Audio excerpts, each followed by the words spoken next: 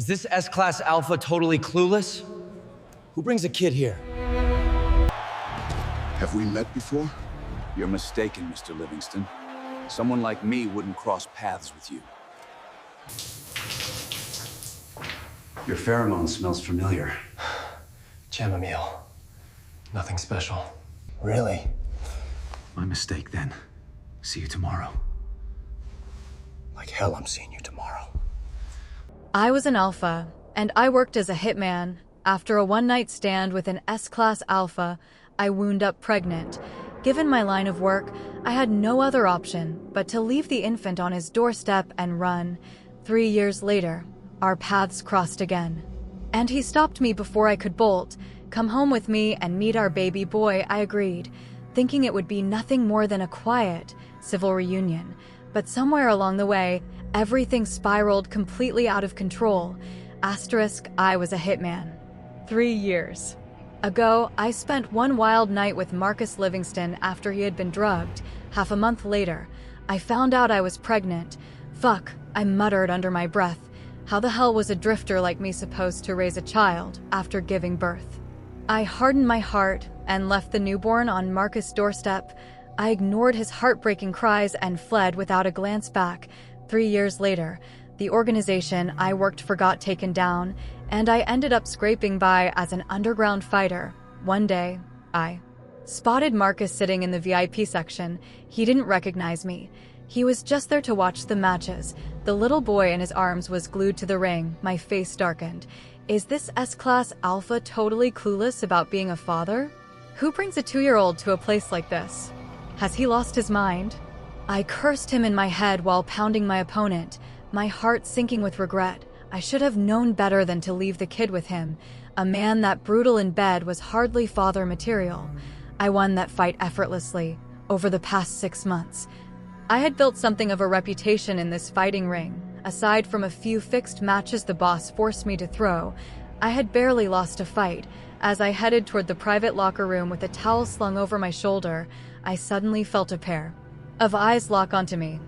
It was Marcus. He stared down at me, his gaze dark and unreadable. For a second, I almost thought he might have come looking for me, but soon, his icy gaze shifted back to the ring.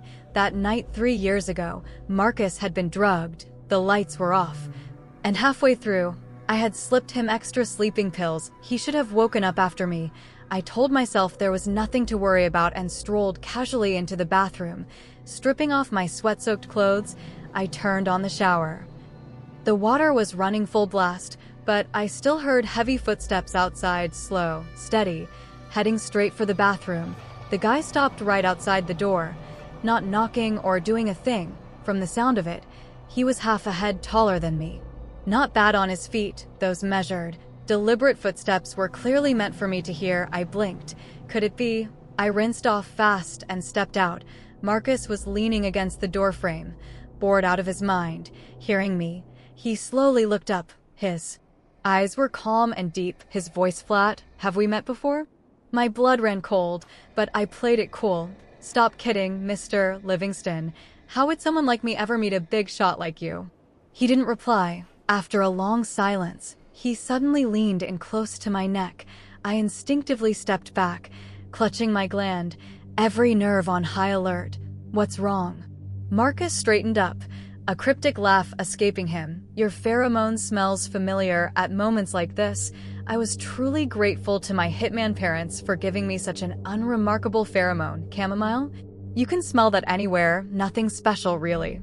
He gave a meaningful smile. My mistake then, see you tomorrow. Then he turned and walked away without hesitation. I wiped the cold sweat off my forehead and slumped against the wall. Like hell I was seeing him tomorrow. I quit that very day and moved out, getting as far away as I could. But 2 days later, I ran into that pain in the ass again. I was covering a shift for my sick friend at the bar for a week when some Omega went into heat.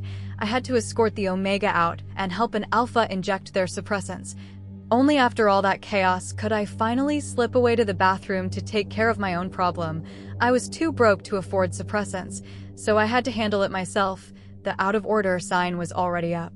So I stopped hiding my pheromone and let it unfurl, filling the bathroom with my chamomile scent.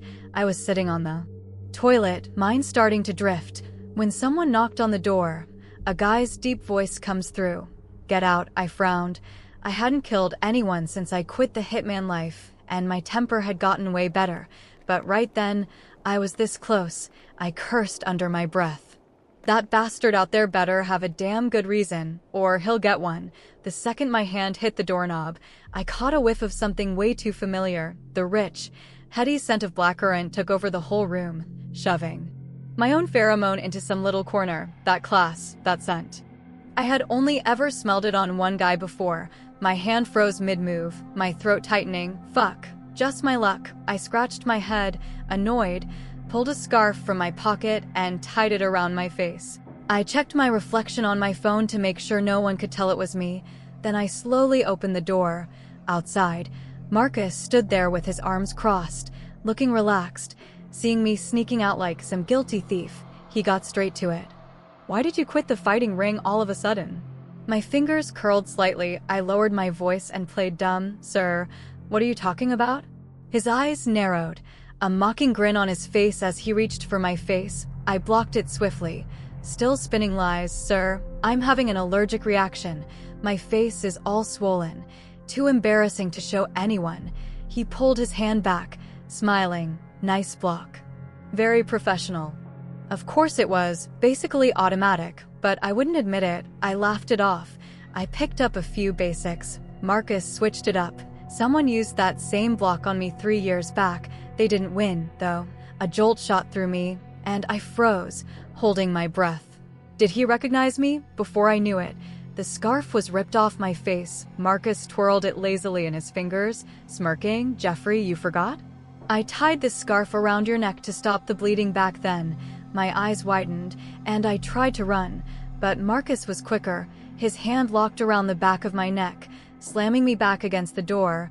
I fought like crazy, but he didn't move an inch. How embarrassing. I couldn't beat him 3 years ago, and I still couldn't now. It pissed me off. He never even liked me. Otherwise, why hadn't he come looking for me once in 3 years? With his resources, he should have tracked me down in 3 days. So what was this now? Chasing me down, cornering me. What was he playing at? I dropped the act and snarled, "What do you want?" Marcus let go. Fred has been whining for his mom. Come back to calm him down. I frowned, keeping my voice low. "Just get someone else. He's too young to remember anyway." Marcus' face darkened. "You don't feel a thing for him? He's your own son." Honestly, I didn't think like other people did. To me, relationships were built over time. I returned the favor to whoever treated me right. Blood ties never meant a thing to me. Cold? Perhaps, but it kept me alive. That was what my hitman parents taught me when they gave me away at 13 to pay for their mistakes. So when they were waiting for me to save them, I sized up the situation, weighed what they were actually worth to me, and decided it wasn't worth the risk. That was why when the organization got taken down 3 years ago, I was the only one left standing. Marcus couldn't tell what I was thinking. He saw me go quiet, and his eyes went hard for a split second. He didn't bother talking. He undid his tie, tied my hands with it, and hoisted me over his shoulder. I snapped, "You fucking crazy? Just pay someone else to play mom." The boy is 2, and he doesn't know anything. What, you think he's some kind of genius? He got fed up with my noise, so he yanked out the scarf and shoved it in to shut me up. All that rage sat heavy in my chest. Back home, Marcus tossed me onto the couch. I heard the pitter-patter of slippers from upstairs. A minute later, a chubby little boy came running over. He pulled the scarf out of my mouth, stared at me for a while, then said, "It's him." I was baffled. "How did you know it was me?" He pressed his lips into a thin line, utterly serious. "You look like the type who'd ditch their kid and leave someone else to raise them." I heard Marcus snickering over there. My face burned with embarrassment, and I quickly looked away. Then something occurred to me, and I turned back, puzzled. "Why aren't you asking why I left you back then?" Alfred Livingston thought about it. "You couldn't feed me, I guess. You look pretty broke." I laughed in exasperation. He really knew how to hit where it hurt. He definitely got that sharp tongue from that bastard. "Marcus, get off your phone. All you do is talk in memes." I rolled over, annoyed. This little brat didn't even seem like he missed his mom. If Marcus was telling the truth, He should be happy to see me, at least reaching up for a hug or something. I poked his chubby cheek. Hey, Dad said you were whining for your mom, is that true? He looked at me and shook his head. No, I knew it. I glared at Marcus, pissed, but he didn't look embarrassed at all. Instead, he turned it around and made me the bad guy. I never thought you'd be this reluctant to see your own son. How cold and unfeeling. I looked back at Alfred. He looked pretty sad. Feeling bad, I rubbed his head to make him feel better, but I was rusty at this parenting thing, and I ended up messing up his hair. He forgot about being sad. He clutched his head, face all scrunched up, and ran upstairs. Hey, are you mad? Marcus slowly poured me some water. He styled his hair when he heard you were coming, and then you went and messed it up. Yeah, he's mad. My lashes fluttered. For once, I didn't snap back. I said calmly, all right, spill it. What's going on? That whole act was clearly to get Alfred out of the room. Marcus wanted to talk to me alone, and I really wanted to know why he went through all this trouble to drag me back here. He grabbed some files from the bookshelf and tossed them my way. Fred is sick. The doctor said it was from prolonged nutrient deficiency in the womb. His glands are underdeveloped, and he needs cord blood from a full sibling to make some pheromone induction drugs. My face dropped. I was pissed. Why didn't you say so from the start? He sat on something this critical. Marcus shot me a pointed look. I didn't know if you'd go for it, so I wanted to see how you felt about Fred. Good thing you don't hate him. Otherwise, even if I had to force it, I'd make sure you carried the baby to term. I sighed. I wasn't exactly the sentimental type, but I put Alfred in this mess. The least I could do was get him fixed up. I jerked my chin at Marcus. What do you need from me? He looked me dead in the eye. You know Alpha's gestational sacs sit deep and are mostly atrophied, right? Yeah. Current IVF tech can't get them pregnant, so why beat around the bush? I cut straight to it, so we gotta fuck till I'm pregnant, that's it? Marcus pressed his lips together, something playful creeping into his eyes. Yes, I raised an eyebrow without hesitation. All right, then something clicked, and I wavered. If I get pregnant, I can't work. Will you cover my lost wages? Marcus nodded like it was obvious. Fair enough. Give your card info to the housekeeper. He'll wire you money every month. Anything else? I shook my head. No. He gestured, and the housekeeper came over. He pointed at me, his voice flat. Take him to bathe. I cleared my throat, cheeks burning. Already? Don't we need to get lunch first? And don't we need prep? I'm an alpha, so I'm tough. But it still hurts. Memories of the first time flooded back. It was an absolute nightmare. Marcus was drugged out of his mind, running on pure instinct, fast, brutal, like I was his enemy. I nearly died right there in his bed. Even as a hitman, I had never gotten her down there. The pain was one thing, but the humiliation lingered, and it messed with my daily life. I was hoping he'd go easy on me. Yeah, I had a son, but I had only been fucked once. He couldn't start. With anything too intense, I wasn't built for it, and I wasn't that flexible. I was kind of nervous inside, secretly hoping he had gotten better in bed over the years. Marcus' eyes glinted with playful mockery, and his voice carried a teasing smile. No rush, I'll get everything ready, relax. I won't stop caring for you just because you're an alpha. It sounded like flirting, and it gave me a weird, tingly feeling. I shrugged awkwardly. What the hell was this? Some cheesy romance drama? Yeah, he had that rich CEO vibe, but why was he playing on the charm with me? Two alphas flirting like this. People would think we were some tragic love story. Ditching our faded omegas, Marcus said the best time to get pregnant was during his rut. That was when alphas were super fertile. The doctor said his rut hit next week.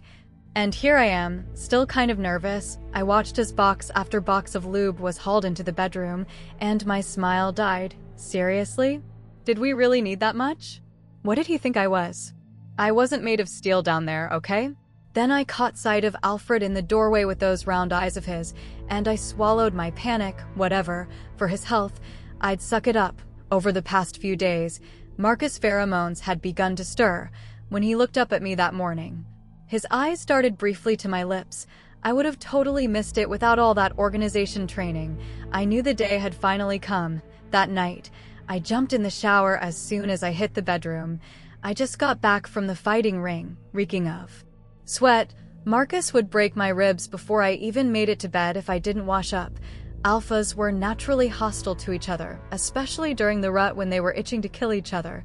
No way I was going head-to-head with him. I had no idea when he got back, but when I stepped out of the shower, he was already sitting at the edge of the bed in silence, hands braced loosely at his sides, his sharp gaze raking over me. I froze mid-step, my throat bobbing. You still know who I am, right?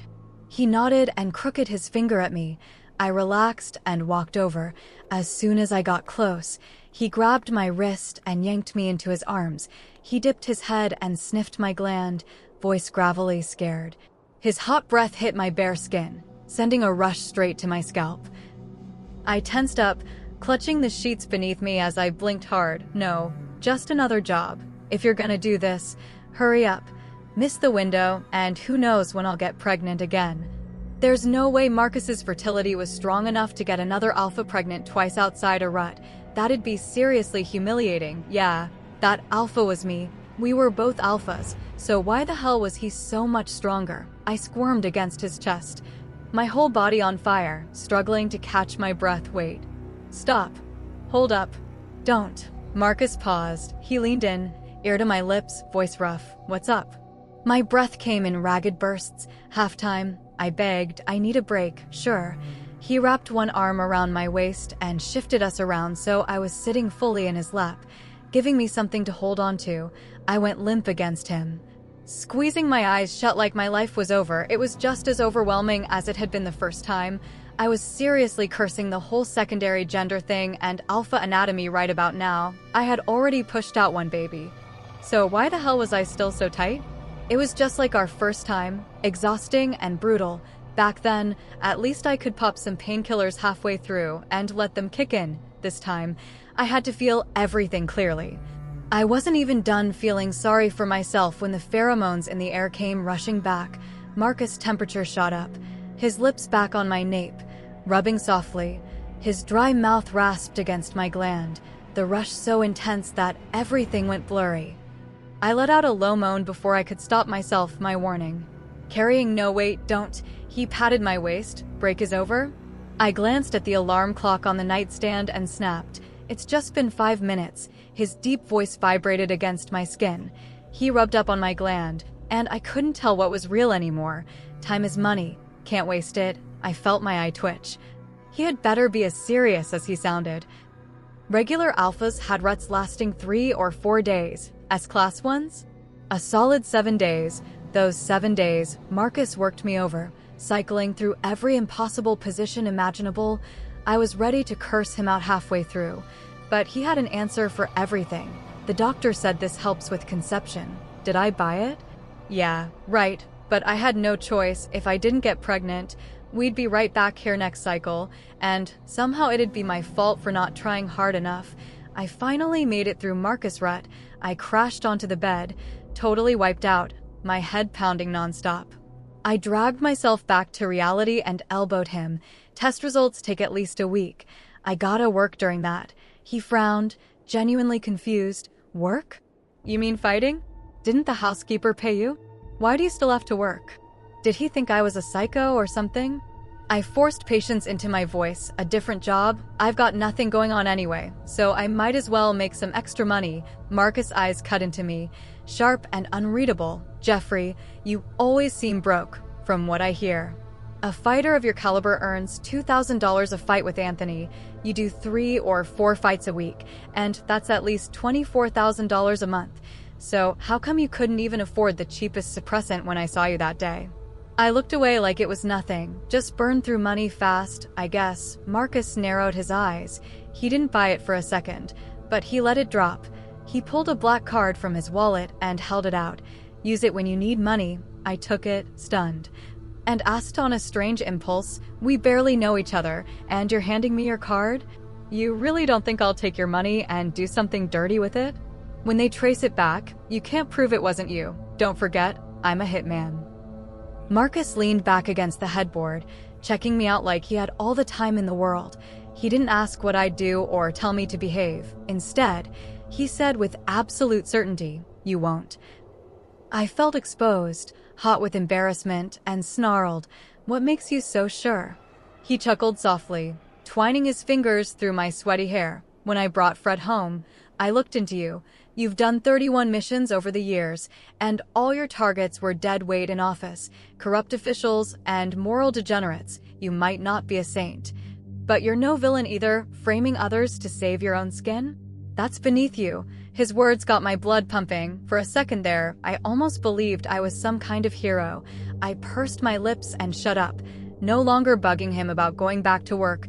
What he meant was obvious. If he wanted to dig, he'd find everything. There was no point hiding stuff from him, so I used his card for everything. A week went by. To my surprise, I wasn't pregnant. That made absolutely no sense. Last time, I got pregnant even when Marcus wasn't in the rut. This time, we did everything right, so why nothing? I looked at him. His face was blank, giving nothing away. He had to be upset, probably questioning himself. But then again, he was almost 30. Age caught up with everyone. Great sex didn't mean anything if we couldn't make a baby. I gave Marcus a knowing pat on the shoulder. As a guy myself, I got it. Now that I thought about it, he should be thanking me. If I hadn't given him a son 3 years ago, he'd still be praying for one. My mind was racing with all kinds of wild thoughts when I turned and saw Marcus' face go serious. He slid the report across to me. I looked down. My report read, chronic administration of aphrodisiac drugs, alpha gland atrophy observed. Reproductive cavity demonstrates diminished viability. He jabbed at the report, his words coming out hard and slow. Jeffrey, you'd better start explaining yourself. Yeah, he deserved to know. After all, we were in this together. But I glanced at the doctor, hesitating. Can we talk in private? Marcus raised an eyebrow in silent permission. I was about to get up when the doctor bolted out the door like demons were snapping at his heels. I sat down awkwardly, feeling his eyes burning a hole in my head as I tried to find the right words. Remember when you asked why I'm so broke? 3 years ago, everyone in the organization was being hunted down. I was on the run when some young guy saved me. He took 7 bullets and was barely clinging to life. My face was on every wanted poster, so I couldn't take him to a proper hospital. I carried him to some back alley clinic instead. The doctor saw his chance and gouged me on the price. I couldn't pay, so he offered a deal. I could work it off with my pheromones after I had the baby. $5,000 per vial. I gave 10 vials in total. You know the rest. 6 months ago, I found that underground fighting ring and started throwing hands for money. I spilled everything, but Marcus went quiet, thinking hard. Finally, he asked, "You said you were being hunted 3 years ago? Where?" "No, 1345 Industrial Road, Las Vegas." He narrowed his eyes. "Is that young guy still alive?" Somehow, his question dripped with barely contained fury. "He's a vegetable, still receiving treatment at that same clinic. What's wrong?" Marcus sneered, his voice turning menacing. "Perfect. Now I know where to find him." He got up, his long fingers grazing the gland at the back of my neck, pressing down twice. Firm but not rough. "Now, it's time for some people to pay." Wait, what was he even talking about? I got in the car with Marcus. While waiting at a red light, he made a quick call. "Yeah, I'll send you the address. Bring more guys over and raid that place in one go." He sounded seriously pissed. I sat there with my hands folded, quietly on edge. What the hell did Ethan Morse do to get on Marcus's bad side? Was that sketchy Dr. Cedric Bowen behind this? Completely baffled, I stared at Marcus, wanting to ask, but not daring to. He kept his eyes on the road ahead, then suddenly said out of nowhere, "Go ahead. What do you want to ask?" "Who are we going after?" He gave me a long look, then dodged my question. "You dumped Fred on me because of that guy, didn't you?" I looked away. Not exactly. He let out a cold laugh, trying to cover for him. He was being weirdly snarky, but I knew better than to take it personally. He was probably mad for Alfred's sake, thinking it wasn't fair to him, but I had to set the record straight. I wasn't about to let innocent people take the fall. I didn't dump Fred to save money for Ethan's treatment. It was the whole registration thing. I was a hitman with people after me. Having him on my record would be way too risky. Marcus and I didn't have feelings for each other back then, and blood ties never meant a thing to me. but I still couldn't bring myself to do something as cruel as dumping a helpless baby. I might be cold, but I wasn't evil. I didn't want to drag some innocent kid into my mess. After I said my piece, Marcus' face relaxed a bit. His body no longer as tense as before, but he still wouldn't tell me what he was actually up to. He kept it a secret, and it was driving me nuts. It was a 4-hour drive from Los Angeles to Las Vegas. I sat in the passenger seat, uneasy and restless. If Marcus was going after Cedric, I'd be all for it, but obviously, he wasn't letting anyone off easy. I fiddled with the dagger in my hand, distracted. By the time I came back to my senses, the car had stopped. Marcus got out and walked straight into that creepy-looking clinic.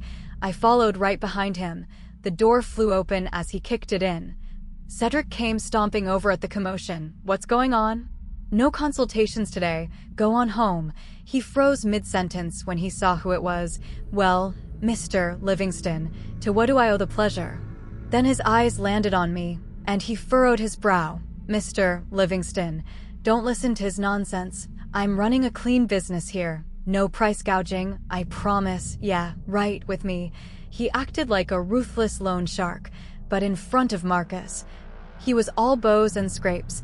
I hadn't even finished thinking what a piece of work he was when Marcus booted him out of the way and strode straight into the back room. Ethan was lying there on the bed, not moving. Marcus leaned against the wall, his eyes narrowing. "Name your price. How much to finish him off?" Before I could get a word out, Cedric stepped in front of the bed with a shaky grin. "Come on, Mr. Livingston. I'm a doctor, and I save lives. I don't do that kind of stuff." I subtly rolled my eyes. Then it all clicked. Cedric never gave a damn who lived or died. Back when I couldn't pay, he said, "No money, no care for Ethan. Let him rot." But now he was willing to piss off Marcus just to keep Ethan breathing. They had been working together all along. My rage flared up. I balled up my fists and was about to storm in when Marcus grabbed my arm. He patted the back of my hand, telling me to cool it. I gritted my teeth, swallowing my anger as I stepped back. Marcus stepped up to the bed. He stared down at Ethan, whose breathing was getting ragged. "Get the hell up," he barked. "You think I'm stupid or what?" Ethan bolted upright and dropped to his knees. Cedric also flinched in terror, his legs giving out as he collapsed to the floor. Both of them went white as sheets, trembling as they begged for mercy. "Mr. Livingston, we're sorry. We were just trying to scam some money together. We meant no harm," Marcus scoffed. "No harm? Taking 10 vials of Jeffrey's pheromones, is that what you call no harm?" "Cedric, I've always turned a blind eye to your antics out of respect for your dad, but you went after the wrong person this time. You're done, right on cue." Several bodyguards in sharp black suits showed up out of nowhere. They grabbed the two and hauled them out. Marcus wasn't rushing off, though. He took his sweet time going through the ledger, bossing his people around to load everything up. I was stunned, so he brought the whole crew to grab the money. I was wondering why we needed so many hands for just 2 guys. I could have handled them myself, quick and easy. It turned out that he needed muscle to move the goods. "Get over here." Marcus waved me over. I sauntered up, playing it cool. "Yeah." He pointed at where I had been standing. "Pry that open." I glanced down at the ledger in his hands, puzzled. Why had they bought so much rubber? Curiosity burned in me, but I didn't dare open my mouth. Marcus' face darkened, and he looked seriously pissed, like he had walked in on his wife with another guy. The wooden planks gave way and cracked open, revealing a hidden tunnel stretching down into nothing. Marcus took my hand and pulled me in. It was cramped and dark at first, but pretty soon it got brighter and row after row of medical beds showed up, each with a body on it. I stepped up for a closer look. "Rubber products," I mumbled. "Sex dolls." In other words, they pumped real pheromones into fake glands, so they looked exactly like living, breathing people. Rich people really have no limits when it comes to this stuff, I thought. I was about to tease Marcus, asking if he wanted to pick one out to practice on. When he started checking the numbers one by one, he went through the whole lot, then scowled and cursed under his breath. "Shit, I knew it. Not here. What's not here?" He shot me an irritated glance. "Your pheromone batch." I froze for a split second, then stared back blankly. Oh, I laughed it off. Looks like I'm quite the valuable commodity. No wonder they said 1 vial and kept coming back for 10. I was really their cash cow. I flipped through the ledger, doing the math on how much Cedric had made off me. 1 vial of pheromones made 2 sex dolls, and each sold for $30,000. That put him $550,000 in my debt. I nudged Marcus, looking like a total cheapskate. Don't forget to wire the rest to my account later. But when I looked up, his face had gone even stormier. He snarled through his teeth. You know what those things are for, right? I nodded. Yeah, obviously. He threw his head back, took a deep breath, and laughed out of sheer frustration. Then get moving. You seriously want your sex doll ending up in some other guy's bed? I shrugged, not giving a damn. So what? Out of sight, out of mind. And honestly, I'm the last person who should feel embarrassed here. Marcus was left speechless. He seemed to think I had a point, but his face stayed stormy. I didn't know what got into me, but I snapped back uncharacteristically. And it's my face on them. What's got you so worked up? I turned back to the pile of dolls, poking around like some kind of expert critiquing them. Pretty decent quality though. Hey, maybe I'll open my own sex toy shop after the baby comes. I'm curious how they even make these. You should go squeeze Cedric for the details. But no real faces, or we're asking for lawsuits. I rattled on, but the guy next to me had gone dead silent. I glanced back, confused. Marcus was staring at me, his face blank.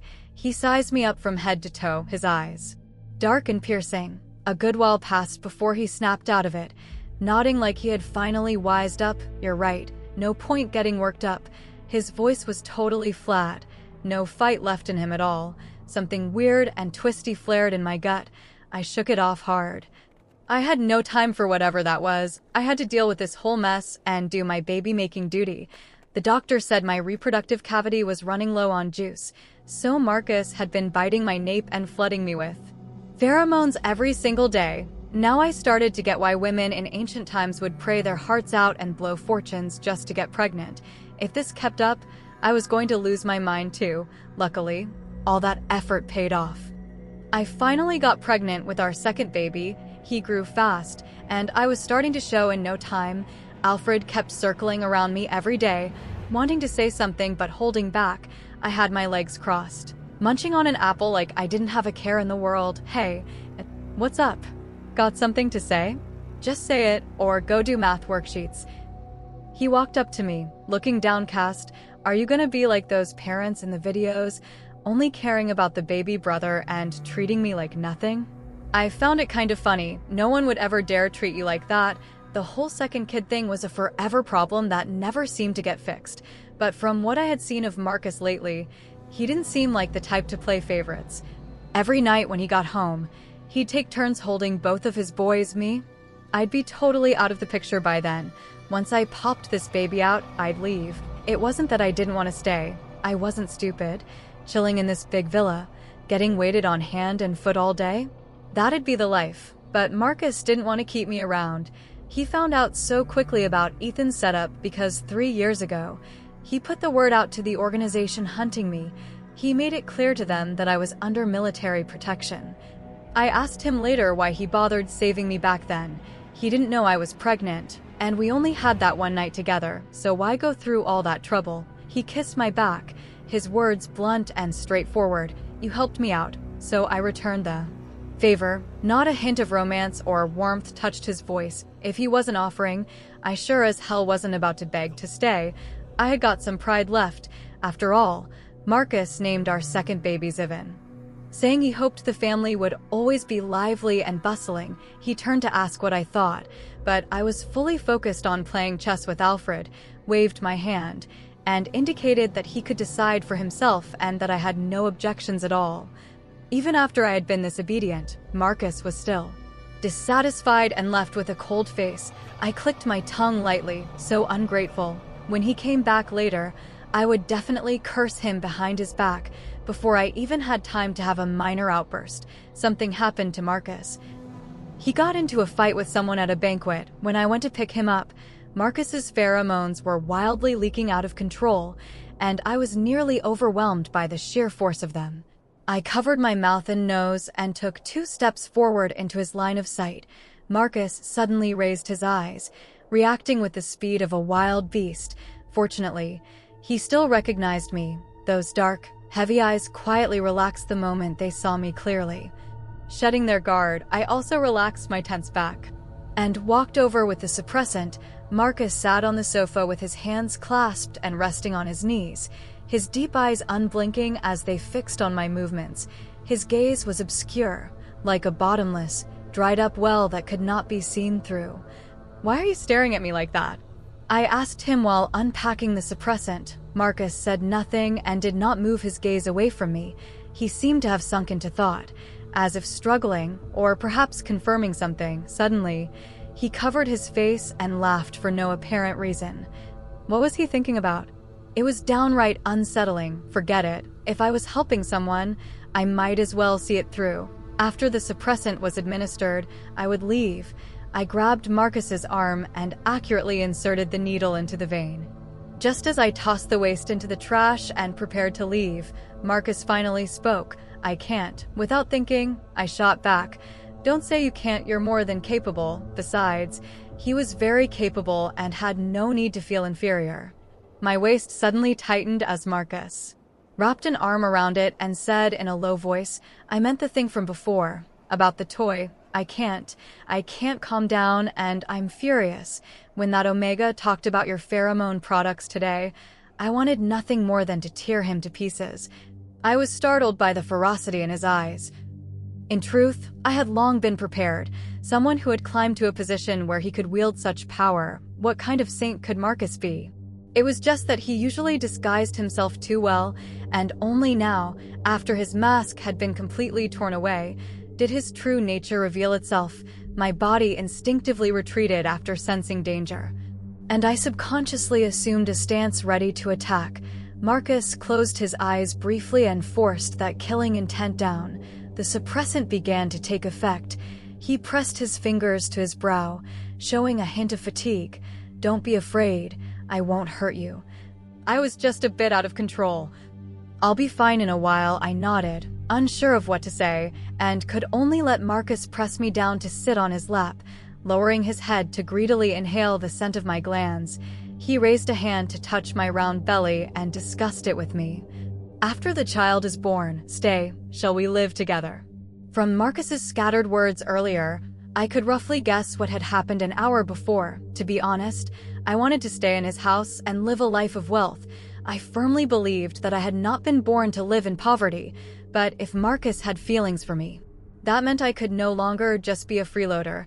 I would have to fulfill obligations like a spouse alongside him.